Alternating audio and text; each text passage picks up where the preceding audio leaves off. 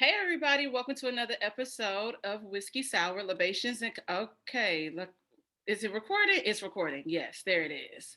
Welcome to another episode of Whiskey Sour Libations and Conversation. It's your girl Dominique, and this episode is not sponsored by Jack Daniels, though I am drinking a lot of it in this episode. I want to introduce my first guest is an amazing friend of mine. I met him through my brother, from another mother. And I kind of hated him at first, but he's an amazing actor. That's how great he is because I hate him from a role that like I probably should not hate him for. But you guys might know him from Greenleaf. He is also starring in an upcoming new series called American Auto. I want to welcome Ty White to the show.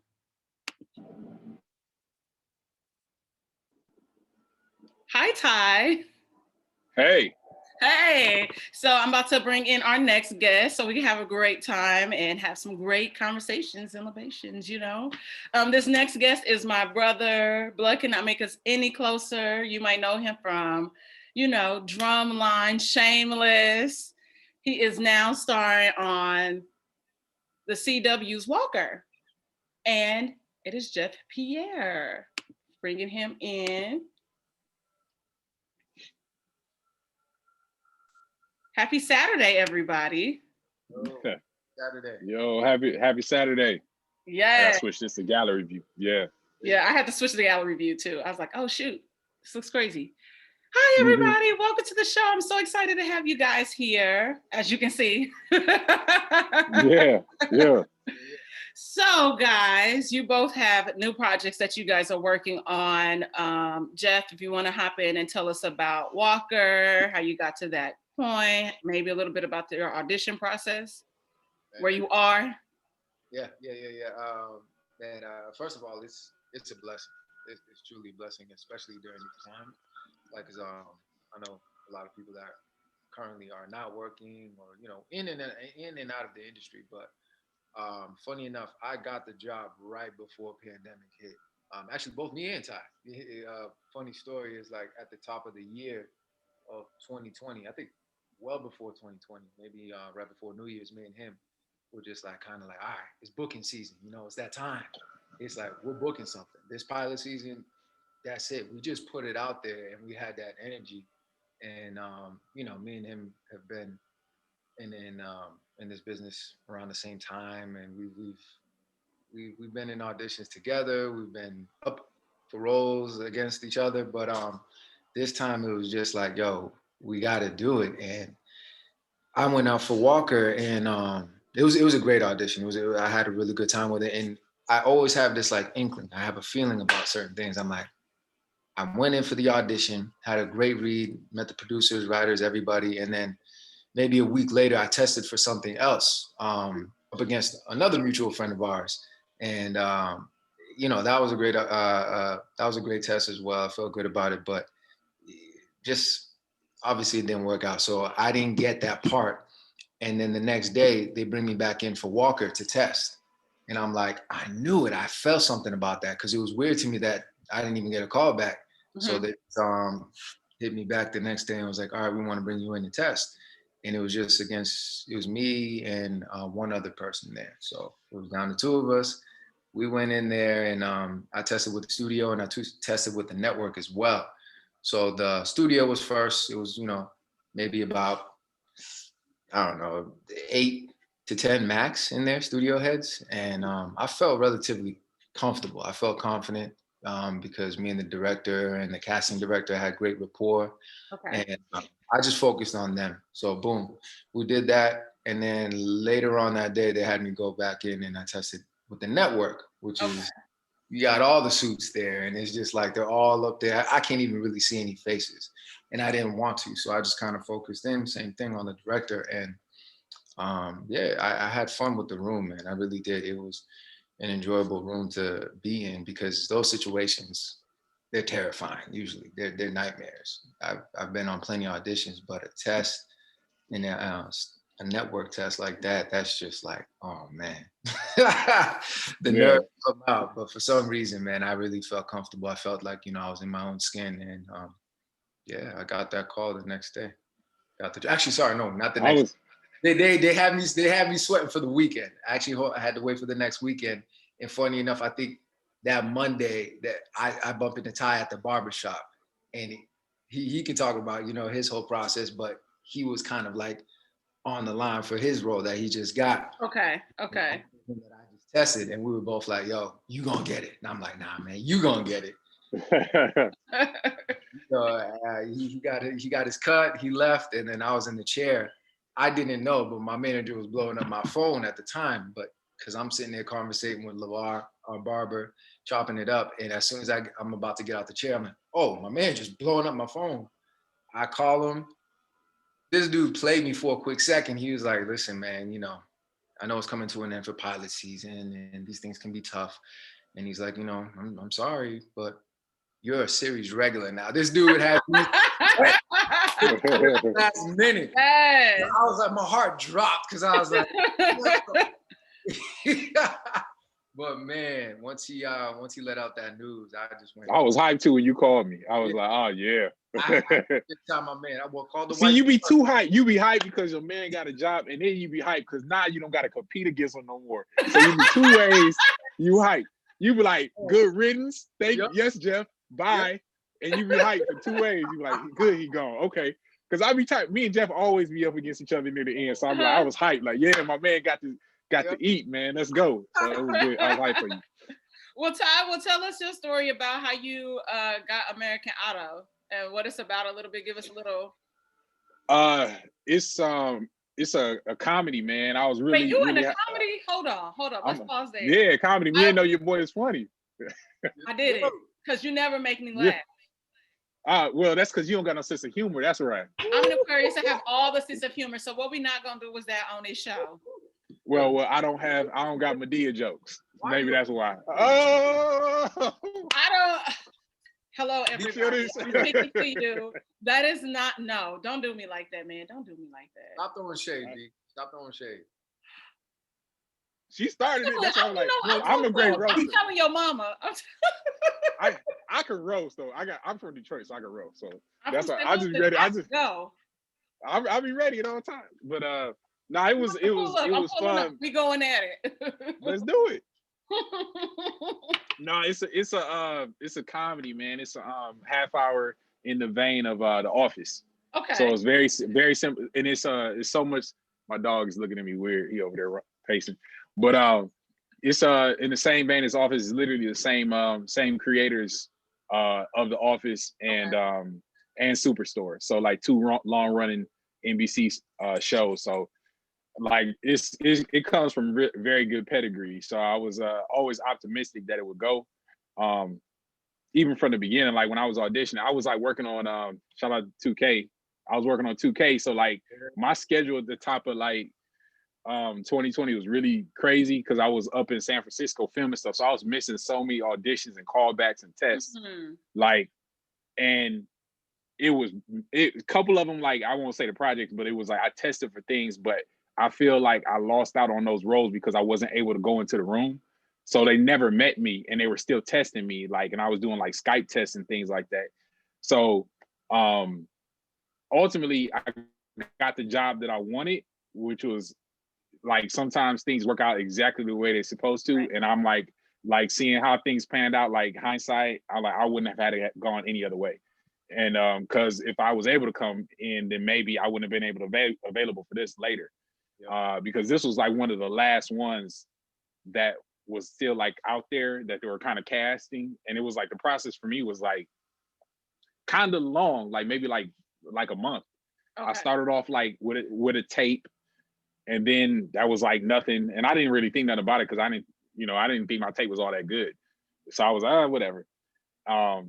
Then like 2 weeks later, they brought me in, and I got a little bit more comfortable. And I had just had for some reason come home that Friday, so I was able to actually go in. So the process in the room was like way better. I got more comfortable with the material, and I like murdered that audition. Like I murdered it.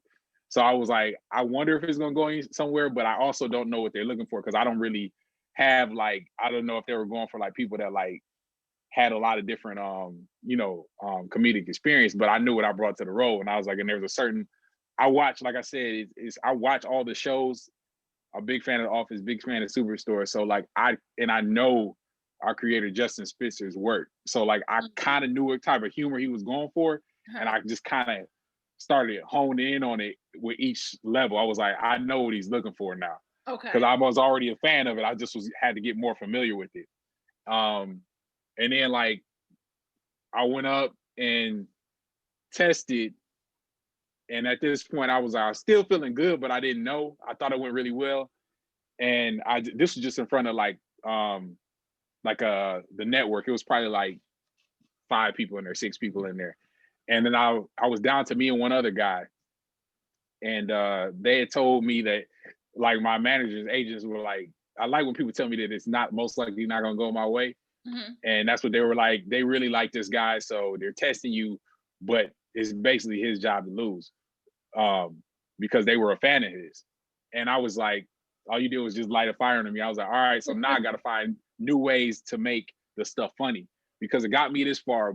And so everybody, this is how I just think about the test too. I'm like, it got me that far, but in the room, all the people that I'm testing with against the network, at this point, it's probably like 25 people. I'm like, they've already seen all the stuff I've already done, so they need to see something new now. Like, I can't go in there and do the same thing I did that got me here, because they're gonna be like, all right, we already laughed at all those jokes. So I was like, or laughed at how I did it that way. So I was like, I gotta find new ways to make this funny. So now they have the other stuff I did previously, and they got the new stuff. So now they be like, oh, now we can play with him. We can like create new ways to make his character funny. So I went in there and did it. Did my thing, felt really good. They told me they were probably gonna have a couple rounds, me and him going in and out, and they didn't. They were just like, you can go home now. On the way, and on my way out the room, they were like, where are you from, Ty? And I was like, Detroit. And the show is set in Detroit. It films in LA, but it's set in Detroit. So I was, and the head of NBC, I do know her. Her name is Sue. She was like, oh, okay. And then at that point, I was like, I feel really good, because she, like, all of the stars just slowly started to seem like they were aligning. Right.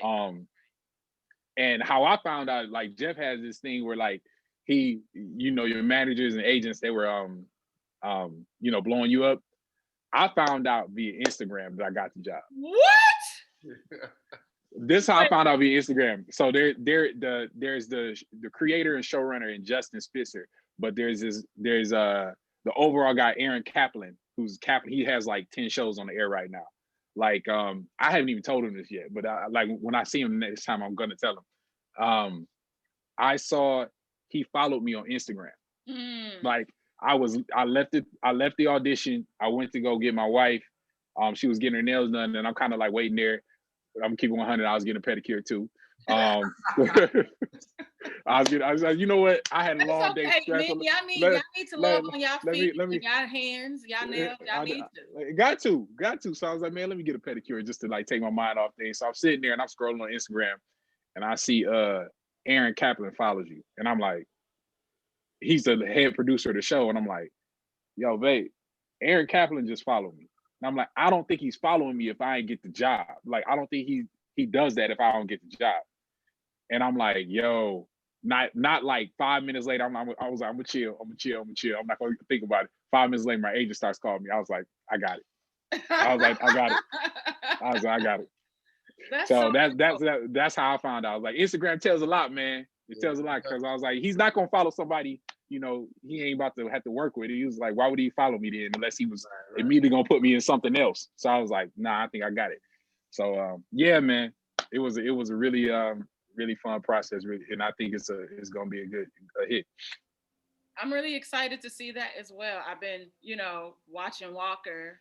Jeff already knows I have ideas and thoughts, and in my gut, because I have an intuition, I think that I am, spot on, but I won't talk about it, I don't want to spoil anything for any of the viewers and listeners that have not seen it, but you need to watch it because it's really good. Not just saying that because Jeff is in it, but I'm looking forward to that new project. That sounds like super, super dope. Yeah. But how did you two meet? How did that come in together? Funny enough, we met while working at the London. That's when we first met. I don't know if you know the London Hotel. I know the London. I didn't know you worked there because I would have Yeah, I asked mean, for a hey, discount on the room. hey, you gotta start somewhere. Both me and him, man, it was it was those days. The grind. I think Ty was working up at on the rooftop, maybe. I think Yeah, yeah. the rooftop. Worst bartender ever. Yeah. Hey, listen, I was the worst server ever. I was the worst actually. Yeah, I was a server, a runner, but I was the worst, man. I'd be there on the side just looking at my lines, preparing for audition. I would be late to work because I have to go to an audition. Yep. Um, but yeah, that's how we met, man. We met there, and found out we're both actors. But then shortly after that, we started seeing each other at auditions, Okay. running into each other, and then we were cool, but not like we are now. We became Right. cool officially when we both got the same job, man. We booked Drumline, and Okay. I didn't know he got the job. He was actually playing like my best friend in the film. So I think he already arrived to Atlanta, and I'm walking into the hotel, and I see Ty at the bar, and I'm like, "Yo, oh shit, Ty!" I was like, "Well, hold on, you got this job too?" So it was crazy that we both booked one of our first roles, like our film role together, and we were both best friends in there. It was funny. That's hilarious. But yeah, that's kind of Mhm. how it started, and from there we kind of maintained, the friendship, and we both kind of like champion each other anytime we go into these audition rooms, because I feel like there's a lot of people that will see it as like a competition, but at the end of the day, we all got to eat, and there's so much work out there. It's like, why am Hmm. I going to be selfish and wish bad ill on somebody else that I'm friends with, or anybody? It doesn't matter. But that's kind of how I am anytime I'm in these audition rooms, and I've witnessed Ty. He's the same way, and the people that I keep in my circle that Okay. are the actors as well, kind of, they have that same mentality. And we'll be in the audition room, we'll chop it up or whatever, and then when it's our turn to go in there, then boom, we zone in. But if I don't get it, I really do hope one of my homies gets. That's how I feel, and that's kind of how we've been. So speaking of drumline, that's how I met Ty through you. Yep. And when I tell y'all, I want y'all to know, I hated Ty for years. Ty was showing, I Well, was because like, of this character. because of his character. This nigga played this villain so well, y'all. I'm telling y'all, like, Yeah. somebody, they gonna have to cast you literally in some crazy villainous role because you're so You good did a at good it. job, I loved Rania. I'm like, can't stand your husband though. Like, man. he's on my nerves. And all Yeah, because of man. this role, Yeah. and that happens all the time. Like, different actors talk about. My mom still hates Dennis Haysbert for how he treated Whitney Houston. Oh yeah, yeah, Herself. yeah, She hates. yeah. Does that happen to y'all? Like, or y'all see something, somebody just recognizes you from like a role, and that's all and they're talking to you as if the character is real. Does that ever happen to you guys? um, at least for me, I don't get any hate, but Sorry, I apologize. I love you now. you know, you got a chance to do that. But I would love to actually play a villain one day. But I think I smile too much. I laugh too much, man. They just don't see me as that guy. But one day I'll get to play the villain. But as far as like people just see me as a character, the most iconic so far has definitely been Shameless. Like, Okay. people will always recognize me from that, and they're not sitting there calling me by my character's name, but obviously around that time when it was fresh and I was working that job and I wasn't necessarily married, but me and my wife were dating. Um, People always were like, "Wait, are you not?" Because I was gay on the show. I was playing Yeah. uh, that character, and people were like, "Wait, no, you're not gay." I'm like, "No, I was playing a role." Like, no, I act that well. That some Yeah. people were offended by it just because, wait, what, you're not? Some people were upset because I'm like, listen, I was playing a role, man. If I go on there and I play a serial killer, is that what you're gonna think? That I'm actually a serial killer? It is what Right. it is. Right. That's the Mhm. business that we're in. But I was actually I felt like it was a compliment when people would say that. I was like, all right, I did a good job. Mm. Believed it. That's fine with me. Ty, you had a similar role on Greenleaf. How do people respond to you? Or I would see tweets and I just would be like, wait, what's happening? What's going on? And so like, oh, they he's probably one of the most like hot and cold characters. Like gay men and I say the gay population love me. And okay. I embrace that love, man. They Yes, love me I see because the like tweets. yeah, they love me. So I take it, man. I'm like, yo, no, straight up, man. I've got messages from people you know, thanking me for playing that role because it was a role where a guy he was like gay or struggling with sexuality Yeah. and then in the church. So you know, Yep. you put that together, you gonna have some stuff happening. And then I think a lot of women didn't like me because that brings up it's like a scary thing. I think like especially in the Black community, like your husband might be down low. So it was like, even though he wasn't down low, he never cheated on her, never did nothing like that. They broke up and then he was like, no, I'm about to just live my life. But but I think so like he was hot and cold. Like it just depending on which you know, I feel which demographic you fall in, depends on how you felt about my character. So nah, it was I really enjoyed it, man. I enjoyed my time with it. I learned a lot. I had some vets on there that I learned a lot from. They kind of took me under their wing. Yeah, man, it was a wonderful experience. Because he worked with Oprah. Oh, you talking about oh? You want me to say like oh you not talking about home? Nah, I'm like nah. She cool, man. She really cool. She's more down to earth than people even realize, man. Which is crazy. She's an Aquarius. Really cool. Oh, is she?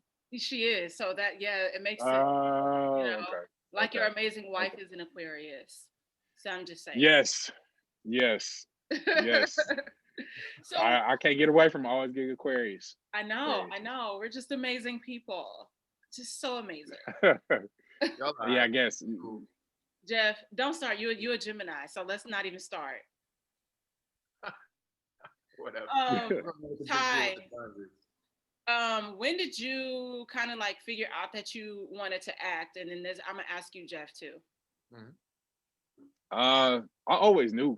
Like I always said it. Like I used to say to like in my own creative ways to my like parents and stuff. I think I told them when I was like first form, I used to like write little scripts when I was like 13. I used to write little scripts and it wasn't full, it would be like scenes. And I'd be like, yo, this scene would be good in the movie. It was terrible. But in my mind, it was good. I was like, somebody need to write this type of scene and put it in the movie. So I would be doing that. And most of the time it would happen when I like listen to music. Cause I would be like, I would like paint the whole thing. I'd be like, this needs to be the score over setting this scene and this was happening. And it'd be terrible, but I thought it was really good. And then I would always just say little things to my parents coming up like, y'all moving to California. I'm moving to California. And they never really understood why I wanted to go to the other side of the country. Like being from Detroit, they were like, why you want to go way over there? I'm like, man, I just want to be over there. Cause I didn't really want to say what I wanted to do just because it's like, you know, it comes with a lot of judgment and things like that. Like people are like, you want to be an actor. Yeah. So I just didn't really speak much about it. And then I graduated college. I worked for like 18 months.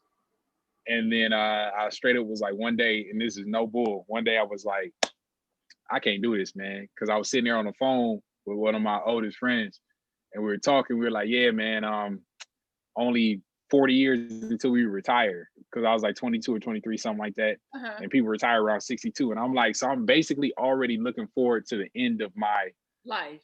Like the life, like the fourth quarter of my life. Just to get through this because I don't want to do what I'm doing. I was like, the bulk of my life, I'm not even looking forward to. I was like, that's not life. I was like, I need to pursue something or do something that makes me happy. Right. And 30 days later, I was in California. I was like, man, I'm out. Jeff, and it wasn't. Like, that's crazy. Yeah. So wait, hold on. You went to what did you major in? Economics. Oh, yeah. I'm good at math. I see. I was like, oh, you like smart, like. Yeah. I majored in broadcast journalism, so I always knew, like, as a kid growing up, I'm like, yeah, I'm moving to LA, but I don't know what I'm gonna do when I get there. Maybe, like entertainment journalism, but I'm out, and I will always say that. And like literally, like 6 months after graduation, I was out. So, out, man. You be like, you just gotta go. You just gotta go. A lot of people don't do that. A lot of people. They don't. You'd be surprised how many people say that, they want to or they will, but they never actually buckle down and do it. And I'm not knocking it, but it's just it's a very difficult thing to do. So mad respect to. It's brave. It's brave because California is like another country. Like you can in Europe you can get to France and Italy and England quicker than you can get from the East Coast to New York. Like on a plane, East Coast of New York to LA. Like it's a 5-hour flight. It's not a 5-hour flight from France to England. Right. No, because Jeff, you went to law school, right? Or you were going to law school? I didn't make it there yet. I went to college. Yes. Okay. Funny enough, our backstories are quite similar. As far as like knowing if how did I get in this business or when I wanted to get into it, I think I always knew when I was younger as well, because I even have proof. My mom still has my elementary school yearbook, and they have those questions of like, what do you want to be when you grow up, or what are you going to become? Honestly, it says actors, just straight up. It says that on there. Nice. But, I come from a immigrant family. It's my mom and my whole family, like they work really hard. They came from Haiti, and with them, it's always like education, academics, like school. It's either you're a doctor or a lawyer or engineer, like those three things. So like anything within the arts is just like, wait, what? No, there's no stability there. That's a dream. So like I said, I had that in the my elementary school book, but growing up and once I got into high school, I figured I had to pick something a little bit more stable. So I took a pre-law class, I think, and I kind of like I fell in love with that. But I think I fell in love with that because I fell in love with the idea of performing. Like I'm thinking a lawyer is like, someone who goes up on a stage essentially and debates and, he's putting on a show, which, to a certain extent they do. But I didn't want to get down with all the academic stuff about behind that. But either way, when I went to college, I studied criminal justice because I could have went into law enforcement, or I could have went to law school after that. And that's what I would always tell my mother. And the bug caught me once again when I took a theater elective my junior year. And I was so far along in my major that I was like, you know what, I'm gonna still finish out, with criminal justice. But I had an internship program in New York, and I was out there for 6 months working for a lawyer out there. It was a small private, I think it was like a real estate law firm or something like that. But this dude was crazy wealthy. He was just, he was living that life, but not really. Like it was more so like his family got a chance to live that life. He got into the business through his like father and his father's father. And I hated working for this guy. He was just miserable at all times. And I remember it was coming towards the end of my internship, and he pulled me aside, and we had like a quick one-on-one meeting. And he could tell that this wasn't for me. He just sat down and was like, "What do you want to do in life?" And I'm like, "Oh, I don't know. Maybe I'll go to law school after this. I think that's what I'm gonna try to do." And he's like, "No. What do you want to do?" He's like, "Listen, I don't care if it's like golfing, fishing, or whatever, or writing poems." Like, I'm paraphrasing, but he was basically just letting me know that like, you need to go out there and do whatever it is you want to do. But I know that this isn't for you. And it's not just because I was terrible at the job, but he could tell that my heart wasn't in it. It wasn't like a passion.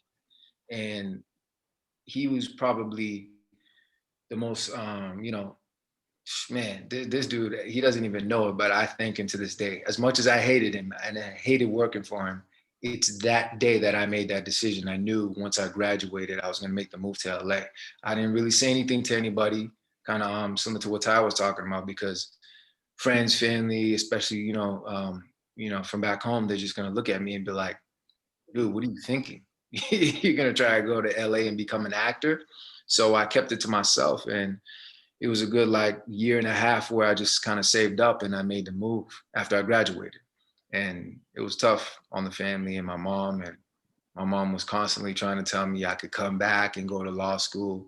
I still got, still got a shot. Really, our parents would be like best friends. what, 10 years now, Yeah. and I still get Yes. this call.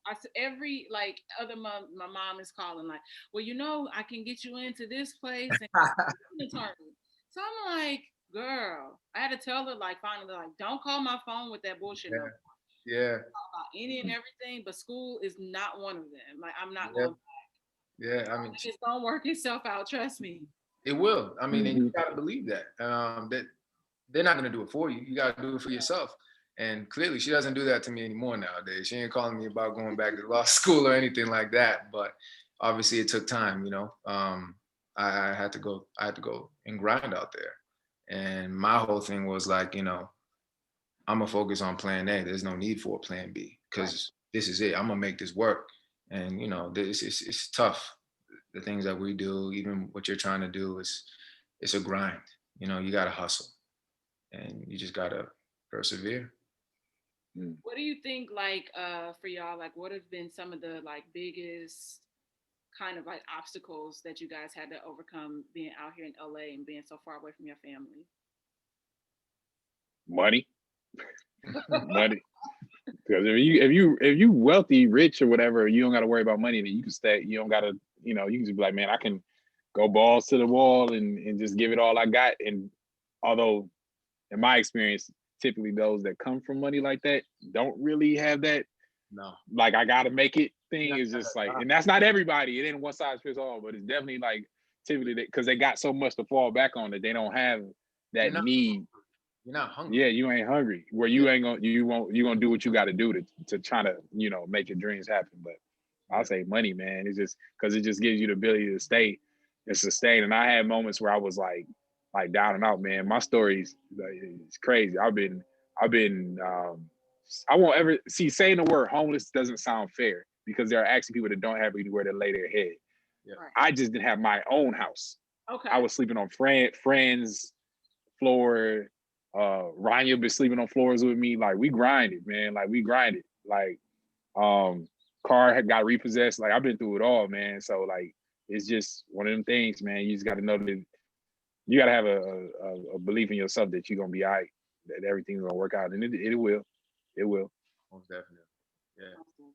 Yeah, I think I'm with you. I've always had somewhere to call home or whatever, like whether it had been, like Jeff, like my own place or, like things like that. But it's just also, I always tell people, I'm like, LA is the toughest year is that first year. Cause I had never lived on my own. Like I literally moved out my mom's house and I moved straight to LA.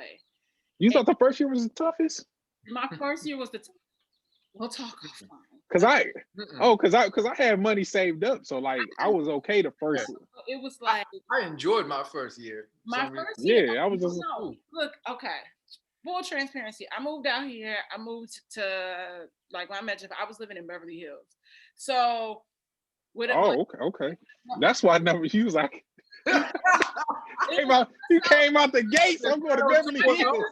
listen.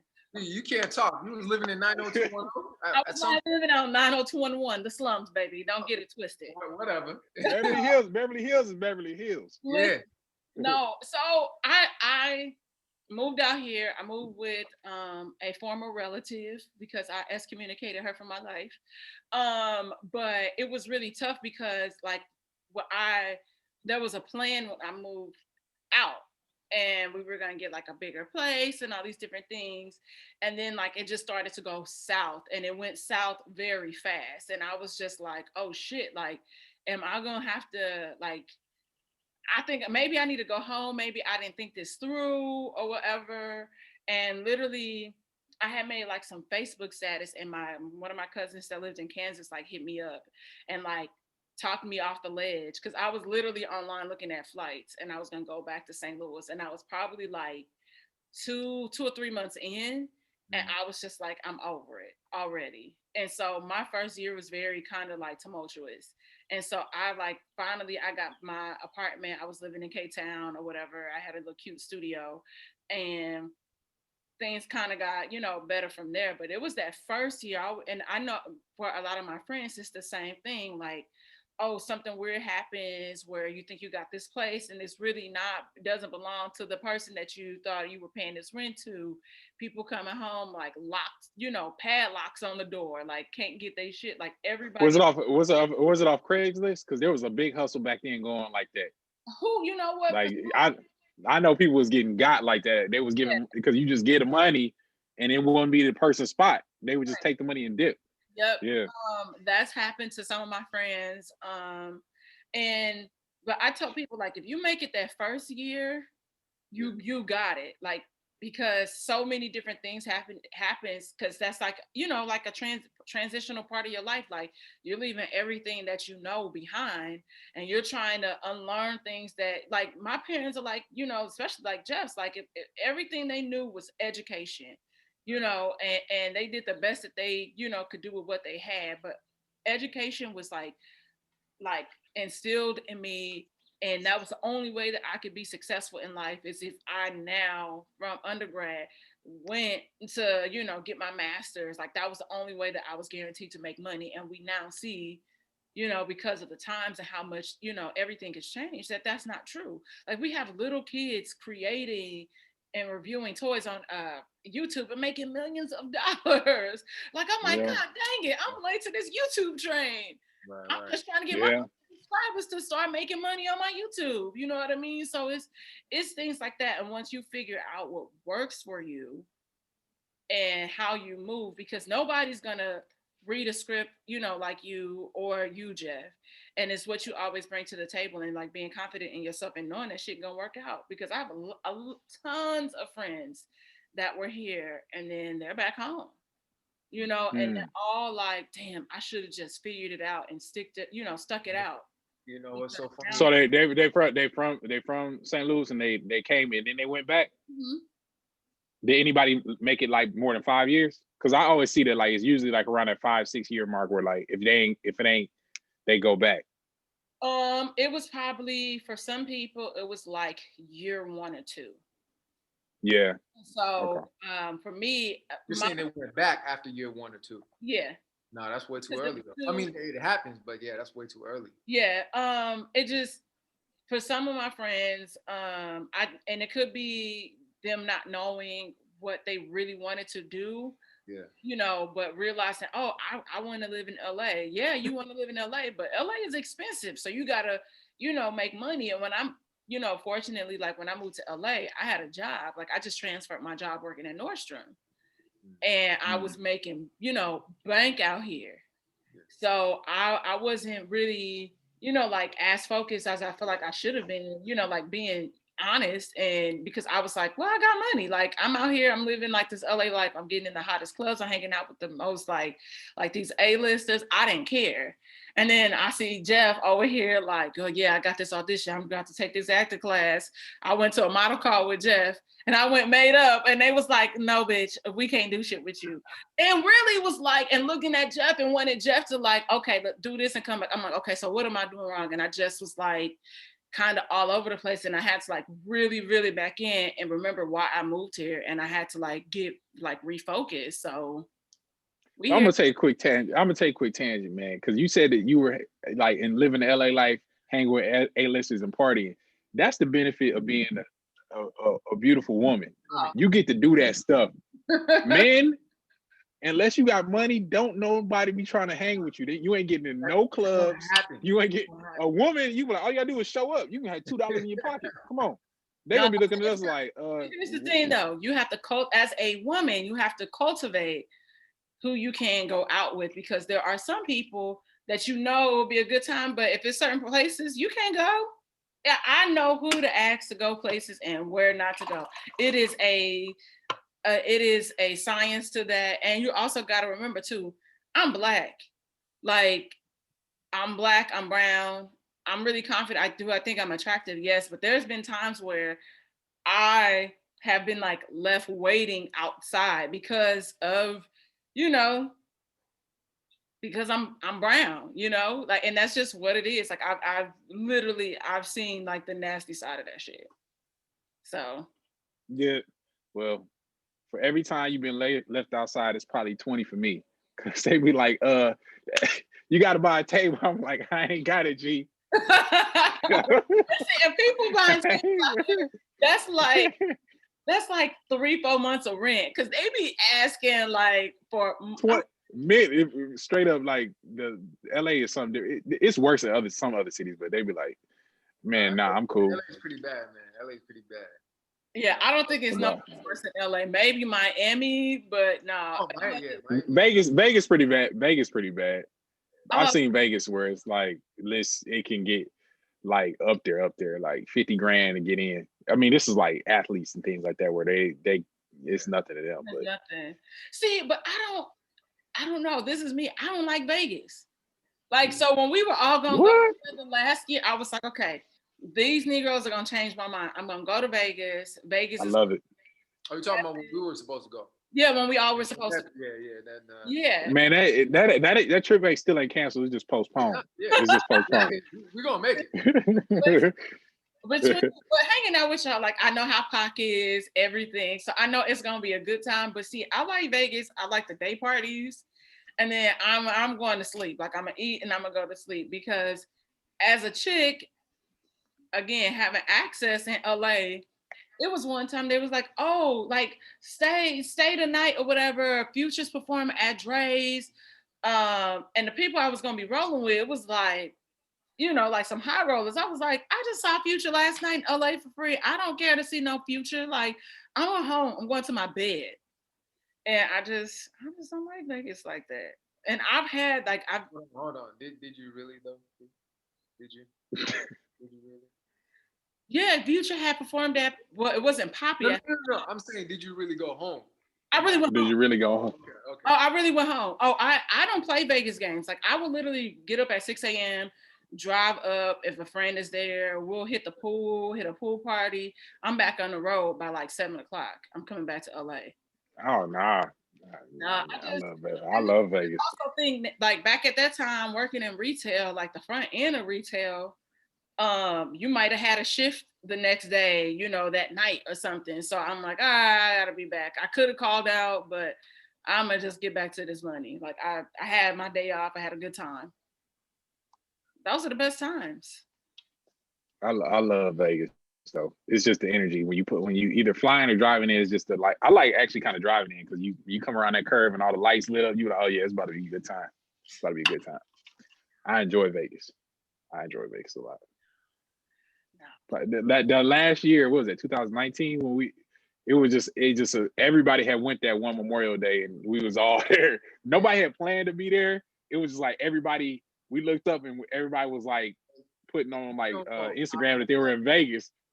You don't know how mad everybody was there. I'm looking on my phone. It was a random plan, man. Nobody planned to be there. Y'all didn't call Jeff. I really did. No, because I didn't hit nobody. Ryan and I was like, man, we're gonna go to Vegas and turn up. And then we just happened to get on Instagram. We was like, oh, Pac here, such and such here, we was like, oh yeah, link up. That's what started happening. That's hilarious. Well, that makes the best time though, when it's like unexpected. It's not even planned. So I think that makes for a great time. You know what I mean? Yeah. No, I think the last like won't be great, but we plan it either way. It's still gonna be a good time. Yeah, I think the last time that happened to me, where I was like, oh, so and so here, I was like in New York, and so I was able to like link with people that I hadn't seen in like years, and so that was fun. But nah, man, you know, I don't be. Even when people come to LA, like I'm in LA, I'm like, have fun. I'm asleep. I'm taking it. Yeah, we live here. We live here though, so yeah, it's like it's not that exciting to go do what we can do on a Friday. It's like, yeah, we can do that next Friday. We could have did it last. Yeah, it's cool. Or sometimes what happens to me a lot is like they expect me to be this host and like, oh, well, what's going on? And I'm like, I feel like a promoter because I'm always asking, I'm like, let me see a picture of who you with. Because then that kind of tells me where to tell people to go. Because unfortunately, that's just how it is out here. I'm like, okay, look. It's very superficial. It is. And it's not like how it is at home. Like, you know, we Like they gonna make everybody pay in St. Louis, which I get very offended. And that's why I get offended with Vegas too. Because I'm like, I'm a chick. Y'all about to charge me $40 for a drink at the bar, and I just paid $20 or $30 to get up in here. This don't make no sense. So Equal opportunity. Everybody can pay this money. That's what I respect. I like that. I like that though. You like because you like everybody got to pay. This is what it is. I got an attitude. I don't want to pay. That's why my black friends out at the pool, and I'm headed home. Gonna make me pay to get in some club. That's stupid. But since y'all talking about y'all just jet setting, hopping up, y'all can't really do that anymore. Because Jeff, you says who? Well, Ty still got some time. Ty really don't have no time because I know. No, look, man, if you guys tripping if you thinking we ain't grabbing this girl and going. Like, there's not gonna be we at the crib all day. At first, just because of the state of the world, like we're not gonna be trying to move and shake because of that. But like, as soon as everything gets back to normal or whatever that's gonna look like, then man, she got to get a passport because she coming. That's what it's gonna be. She's got the road, man. That's why I'm like, I'm not gonna be sitting at the house. Hold on, you can travel, of course, you can travel with it, but I was waiting to see what you were gonna say as far as like turning up though. It ain't gonna be as you can't just say you go to Vegas. Y'all need a nanny or something, and don't call me. No. The Vegas is probably gonna be on pause unless I can get like moms or somebody to come that we feel comfortable leaving her with for like 2 days or something like that. But because I'm not taking her. There's no point to bring her. Like, what we gonna do? Like, that's why I'm like, so I'm looking at you crazy. Like, what? Nah, but if you like Tulum or something like that, we're out. We're out. But like a Vegas right now, we probably a little. Ask you to watch your baby. It's gonna be a family thing. It's gonna be a family. I'm a part of the family. With kids, it's gonna be kids there. So like, maybe one day you got Phoenix on arm. You got, you just like. No, I did that at the wedding. And I didn't want to because her grandparents were there from, London and Boston. And somehow Phoenix is in my room. Kicking me in my neck in the middle of the night. Hey, she wanted Phoenix was in my room on my wedding night. I ain't lying. That's true. Oh, man. Phoenix was sleeping. Phoenix was in my bed with Ryan and I. She fell asleep, and Chantel had to come get her. How? Okay. It was either the wedding night or the night after the wedding. It might have been the night. I don't know. No, it might have been the night after. I think it was after because the night of the wedding she was a little sick. She wasn't feeling all that well. Yeah, it wasn't the actual. Yeah, I think it's the night after the wedding. She was knocked out in the bed. Yeah, I know. She just gravitated to who she loved, man. So she loved you. That's how you gotta look at it. I know, I love her, but I was, not that I was trying to thought and bop, but I was like, see, look at me. I'm calling you nicknames on a public platform. No, I was not. I was really just trying to have a good time. I had a very tumultuous situation leading up to our wedding. Relationship, then my friend passed away suddenly. So I was there. I was like, okay, celebrating life. Jeff Chantel getting married. I'm about to have a great time and I can decompress. Who's screaming in the middle of the night getting their hair done? Phoenix. And I'm just looking at the mirror like, why would you do this to me? I'm like, I love my baby, but it's like. Chantel was upset about that. I know. The night before. She's still upset about it. It's like, I don't know why she did that, girl. She was getting her hair. She was getting her hair done? Yeah. Late, right before the morning before the wedding. I mean, the night before the wedding. Late. Oh, okay. Yeah. But that was, it was a good time. I was sad that you couldn't make it there, man. I was looking to turn over my Hey, Jeff just had to get married on the same day. That's why. Jeff, that's why I wasn't there. That's some nigga shit. But it was Jeff got married on the same day a year later. I'm like, dog, I gotta celebrate my.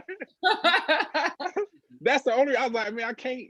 even if it was one day after I'd have been there, because then we could have celebrated them and took our time to celebrate us. Right. I was like, man, I can't go on the same day. Listen, Dude, I was like, I can't. Listen, me and Ty are just like, our lives are kind of like intertwined somehow. I had no control over it. Our date was supposed to be, I don't know, maybe a few weeks before that. Originally, that's what we wanted. And when we found the location for the wedding, and this was perfect. This place was like non-negotiable. We had to do this location. That date was booked, obviously. All the days that we wanted were booked.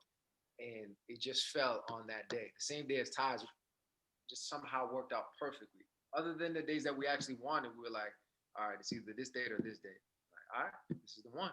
Boom. And we once we locked that in, I feel like I didn't even realize until I spoke to Ty, and I'm like, oh, wow. I was like, there's Literally. no man's gonna be able to make it because I didn't realize that I booked the day, the same anniversary as his. Same day. I was like, I can't.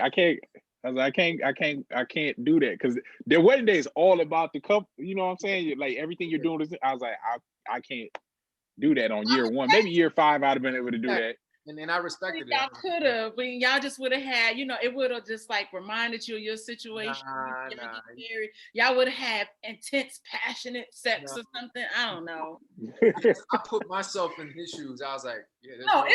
It totally makes sense. Like I was never gonna be able to do this wedding if that was the case. But I mean, at least we know, years to come, we're gonna be able to. Oh yeah, we gonna definitely be like, yo, man, you try to get this joint honeymoon going or anniversary celebration going.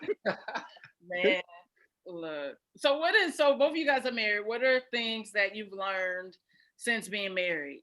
Just the transition, maybe give your girls some advice because I'm gonna speak that over my life. I mean, the keys to a successful marriage, compromise. It's you don't know what that word means, Ty. I do know what that word means. I do it every now and then. It's fine. I'm just messing with you. Every now and then. Yeah, patience. It's the same thing people always say. Patience, compromise, work though. That's the main thing that like probably stands out to me. So I say this without getting all like, because Kobe gets me there, man. Kobe makes your boy emotional. So he had said something about like life and love and like it's all about the journey. Mm-hmm. And ultimately it's just falling in love with the process, whatever it is, whether it be your career, acting, hosting, like doctor, whatever it is like there's gonna be peaks and valleys. Your marriage, all of those things, relationships, always gonna peaks and valleys, but fall in love with the process because it's always gonna be work. It's always gonna be work. Everything you do is gonna be work. So people just have this false idea and they romanticize marriage, and they romanticize like relationships, they romanticize careers. They don't realize that Jeff and I have been grinding away for quite some time out here, and they'll see us on the TV screen, and be like, oh, they have never seen us before because maybe they didn't watch the programs we were in previously. So to feel like we're overnight successes, but they don't know that like it's been a process through this whole thing. So the same thing I just apply to marriages or relationships is like, man, you gotta fall in love with not the end journey, not the end destination, but like the journey of it all.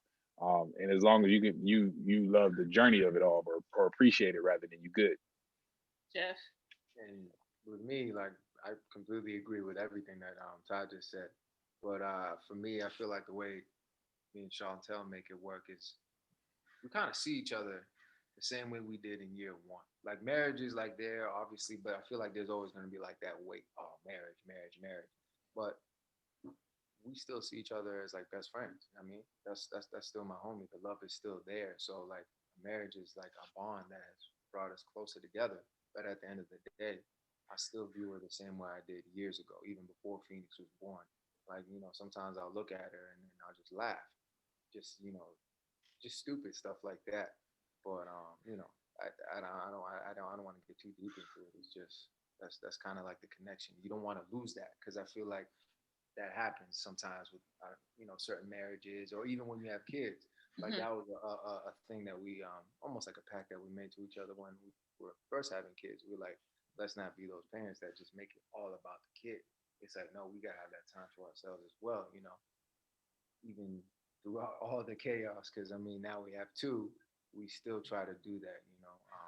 We still try to connect to each other and remember that we started this thing together, and we're gonna ride it out together.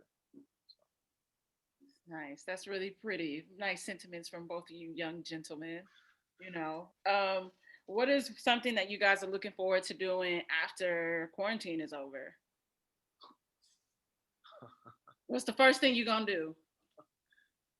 man, Uh, man, probably take a trip. I mean, yeah, it just depends. Like, when does it end? Are we ending it in the fall? Are we ending this like?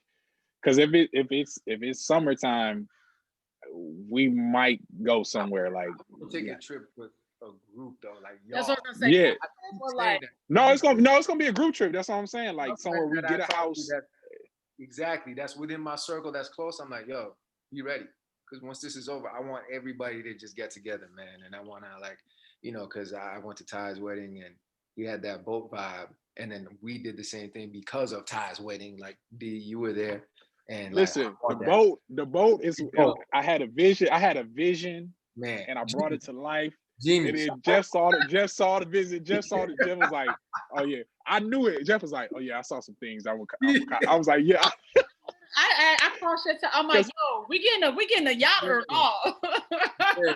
I feel like I was that's like, because you had to have a vision of. I was like, yes, dog, people don't realize. Nobody realized what I envisioned. I was like, when you put young people on a boat with alcohol and music, they're gonna have fun. So I was like, it's gonna happen. It's just gonna be like people like, impossible. It's impossible for them not to, man. Even if people don't even necessarily know each other, but that's when yeah, everybody became friends and like people just gelled after that. So Yeah. I'm like, I don't care where it is. It has to be some island on the ocean somewhere on a need boat. one of them. Yep, Need that. that's Need that. that's gonna have to happen. I'm like, I love how people, like you did say, like you like you just mesh together, because like now Yeah, y'all friends are my friends, and I yeah, think like the dopest thing and I like being in spaces because like when you really feel everybody is vibing, it's no drama, we just yeah. drinking and having a good time. Like I swear, every time I hear No Guidance, Jeff, I'm Yeah, yeah. man, I'm like, what is it about this fucking song? And then like I had like it must take me back to that fucking boat, man. Like I just and I don't know if it's just like for that moment in time, like because we didn't know what was coming in 2020, and Right, it's like right. this window of happiness that I remember, and I'm holding on to it. So Man, I cannot wait Man. to be social after this, man. That's what I just want to do. Socialize. yeah, I just can't wait, and I think that's why when you was asleep, I was telling Chantel, when Zay was born, so Ty, I might have cried when I finally got to hold my little nephew. But you really did though. Yeah. You I have been remember. trying to get to him for like literally, and I have been trying to help Chantel, like checking in on her. You good? And Yeah. every time I had to quarantine because somebody around me had gotten COVID, and I'm like, oh my gosh, like it was. Lord, just let this shit be over. And then finally, and then she passed. I was like, ah. Thing too, like in the midst of all that chaos, something so pure and innocent and like angelic was like Yeah. born, and like so I guess that's why. But man, my God, I probably cried when Ryan had her baby too. I was about to say you got another shot coming. Yeah. Listen. Also, I might have been like had a little PMS then too. So I was emotional. Holding Zay. Happens, man. Just lean into that. It's all right being emotional. No, I'm okay with that. I'm okay. Y'all need to lean into that because y'all black men can show us a little more compassion. But what are you looking forward to entering fatherhood, Ty? No, man. I used to always look at people posts and they be like, they say things like, I just can't wait to see her face or see his face, and I'd be like, wow, that's cheesy. Why does everybody say the same thing? And now being on the other side of it, I see why everybody says the same thing. Like, Mhm. you literally just be wanting to see your child's face. You be like, I don't know. It's like the biggest. It's straight up and down gonna be the biggest Christmas gift that I could like ever open, because Mm. you're sitting there and like you're wondering what they're gonna look like, what are they gonna be like, and all these different feelings and emotions. And then all of a sudden they're gonna be there, and you're gonna see them. You're like, oh shit, that's what you look like. Okay, that's you. All right, welcome to the world. And then you get to start to kind of help mold this young being, and teach them everything that everything that you did right, and all the mistakes you made, and try to help them, avoid those pitfalls and just be the best person that you know how to possibly be. You still gonna make mistakes, obviously, Right. but that's why I was like, it's like the best. Like that's probably like the thing that's like really got me excited, is just the looking forward to like seeing her face, man. Like this has been a long journey, so I'm like, I can't wait. Like I literally can't wait. I'm like, all right, we about 2 weeks out now, man. I'm about to see this girl's face. So yeah, man. To tag on that, like Ty, I know, because I know some of your journey, and I can't tell you how excited I am for you, because like I've been through it twice now, and man, there no word of a lie, greatest moment ever. I'll never have a moment greater than those two moments of my, children being born. Especially because we did the same thing both times, where we kept it a surprise, and that was originally because of Chantel, and It wasn't a surprise for me, Ty. I had visions. Okay, yeah, you're like my mom. Okay, you guys knew what it was gonna be. Yeah. Either way, I mean, for us, it ain't 100. It ain't 100 till you see. Yeah, exactly. Like some genitals. You have like parental like instinct, because funny enough, I think at the like closer we got, both me and Chantel were correct both times. Like the first time, we just kind of like felt it was a girl towards the end, and then the same thing this time around. But you never know. And I'm telling you, man, like just that moment, that first initial moment when he or she, in your case, she comes out, man, like you're gonna just experience a rush of emotions that you've never experienced before in life, and you never will. Like there'll never be another moment like that, but it'll be forever in your brain. And I'm just like, I always replay it every now and then. When I look at them, I'm just like, man, like I love it for just that initial moment, man. It's truly magical. As like cliche as Yeah. that's literally what it is. It's magical. You got any advice for Ty? Yeah, I think Ty's gonna be an amazing dad, man. I mean, both him and Rania, like, cause my man's been ready for a while now. Yeah, Yeah. had these conversations, man. So like, I think he's incredibly excited to be a father. So, I mean, I know, I think he has what it takes, because it's like patience is a thing, and I could tell, like, how Ty is. I've seen him with like Phoenix, and I don't really have to tell him anything. He's gonna be a great dad, man. Looking forward to seeing him, raise. I appreciate that, man. Yeah. Appreciate that, man. Got it, man. I'm gonna Keep your son away. step- Look, man, all I'm saying is like Zay gotta wait. He can't be trying to make moves on my daughter. Yeah. I'm like, I can't control fate, man. That dude, he's about to be a problem, man. I'm like, listen, I can't Yeah. stop him. Got me out here crying and shit. Like, I don't be crying in these streets, man. I'm a G. Well, guys, we've been here for a while now, and I appreciate you guys sharing your time with me this lovely, perfect, beautiful day, because I'm not going to say what day it is, because I don't want the viewers to know how early we recorded this in advance. But what is one piece of advice both of you guys could give somebody that is looking to get into the industry, looking to act, they kind of don't know which way to go or how to get here? What's something you can give them? I'll let Ty go first. oh,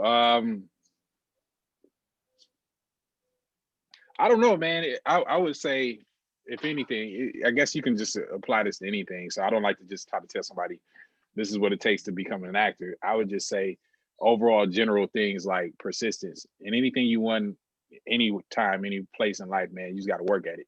So a lot of the times I think we just have a tendency to find like resistance, and sometimes we go to the path that is easier to travel. So we'll find that resistance, then we'll divert and then find an easier way to do things. And sometimes it's not always about changing your course. It's just about being persistent until that you see a little give in the direction you want to go. So I just say like that. That's anything that can be applicable to acting, can be applicable to being a doctor, lawyer, whatever you want to do with your life. Being a parent, you know, it's sometimes you just gotta be too dumb to take no for an answer, and just you hear no, you hear that, and you like it just doesn't resonate. I don't know what no means, so like I'm just gonna keep going. So I just say that to everybody. To achieve anything, man, you gotta be stupid to not accept no for an answer. Man, it's very similar, but at the end of the day, like I feel like it does apply to everything in life, everything you do. That's how I see everything is hard work, perseverance, and obsession. My whole thing is like, I mean, I could say consistency, but the thing is, it's like when you become obsessed with something, anything in life, when you become obsessed with it, the consistency is already there because you're obsessed. So like whatever you want to do, whether it's being a musician, doctor, lawyer, like you said, being a parent, you're already obsessed with your kids. So like, if not everyone is like that, but a real good parents, like true loving parents, they're obsessed with their children. Um, my mom, for example, you know, she's obsessed Mm. with me, and I see it now that I've become a father. I'm like, I'm obsessed with my children, so I think it's just automatic that I'm gonna put in the work, and you know I'm gonna be dedicated to them. So that's how I kind of like see it. It's literally that formula for me. Anything I do, and you gotta be, you gotta look forward to failing. I think you gotta accept failure because that's the only way you're gonna learn. Like you know, just a quick little thing, but I always use it as an example. I think it might have been year two in LA, maybe year two or three. Yeah, so, yeah, it was year two. And you met some of my friends from Boston, D, like my boy Musa. Yeah, a couple of them came through, and this was the early years, but I was still grinding to be an actor, and they came and you know it was their first time there and I wanted to show them a good time, so we were going out and somehow I have no idea how because I didn't even have a manager at the time, but I was you know just kind of like putting myself out there through different I think Actors Access and all these different forms to submit myself for roles, and it was the biggest role that I've gotten at to that date. I was on the Warner Brothers lot, like that was the audition. It was for something for Warner Brothers, and you know I remember going there and seeing all the other actors with agents and everything, and I was just like self.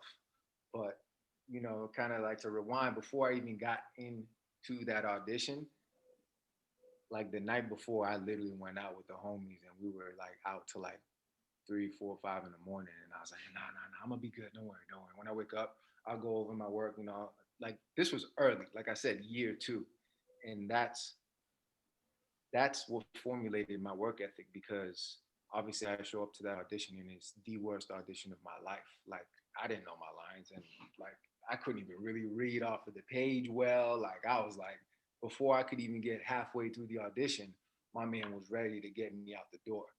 I've never had Mm. another audition like that in my life. And like again, Mm. I was literally year two, and Chantel knows it. You know, a lot of people that know me, I'm like, you know, when I'm preparing, I prepare hard. Like, you know, I'm not the best actor out there. I'm not claiming to be, but I will put in the work. You know what I mean? I will always go there ready. So I feel like without that mistake, without that, I would not be where I am today. You know, I might have been still doing some of the same things, but I was very grateful for that lesson because it was a lesson learned and never again. Like I don't go out on school nights, things like that. So I take it very seriously. You ain't lying either.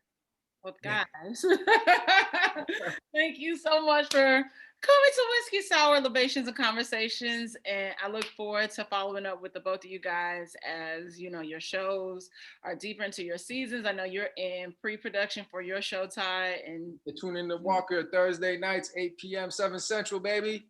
yes, I Yes, sir. gotta do it. I gotta do it. uh, Gotta plug it. Yeah, when you do got you to. start shooting, Ty?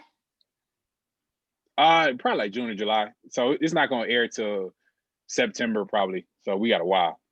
Okay, I'm a definitely since you down the street. I'm gonna hop up on set and interview from your trailer. You know, be extra fishy, yeah. Yeah. Hey, hey, I love it. Can you do that? Oh yeah, that's true. That's true. You probably can't do it right now. I mean, well, What yeah, COVID? by that What, time, hopefully we'll all be, you know, good, and they'll let people come back to set. Cause I'm still mad. I was trying to go to my friend wrote for Claus, and I'm still so mad. I booked that flight to go to New Orleans to go to an episode that they was filming, and they shut that shit down. I was so mad. shut it down. Shut it down. Yeah, I they was shut it. so mad, man. Still kicking myself. Shut it down. But I love y'all, and I wish y'all, so much success. And I'm so excited for these next chapters in both of y'all's lives. And yeah, I'll see y'all offline. Of course. All right. Appreciate All you. right. All right.